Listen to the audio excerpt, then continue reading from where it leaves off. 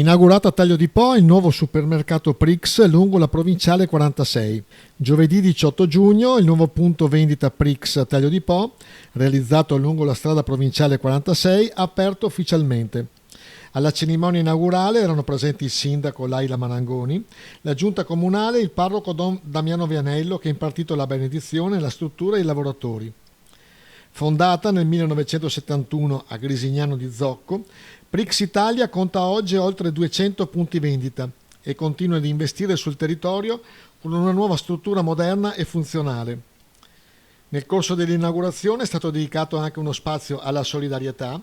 L'azienda ha infatti donato 3 buoni spesa da 1.000 euro ciascuno a 3 importanti realtà di volontariato tagliolese: Barriere Invisibili, Hauser e Officine Sociali, a testimonianza della volontà di costruire un rapporto concreto con la comunità locale. Ascoltiamo le parole del direttore marketing di Prix Italia, Riccardo Spluga. Cosa rappresenta questa ulteriore apertura qua a Taglio di Po in questo supermercato? Beh, innanzitutto è un motivo di orgoglio perché siamo al 198esimo punto vendita e quindi ci avviciniamo ai 200, che per noi è, diciamo così, un traguardo molto importante.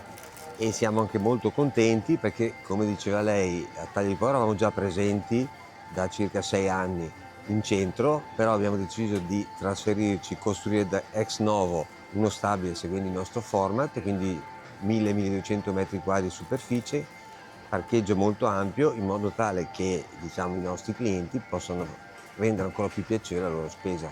Ecco, nel tempo voi siete passati da un discount a un negozio multimarca molto affermato, con qualità importante e soprattutto con dei prezzi.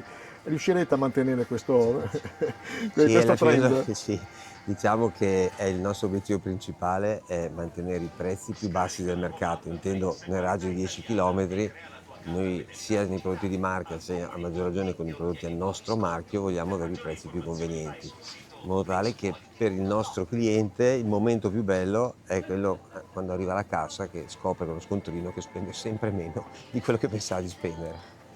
Lei che è appunto direttore marketing, altre aperture importanti di questo tipo?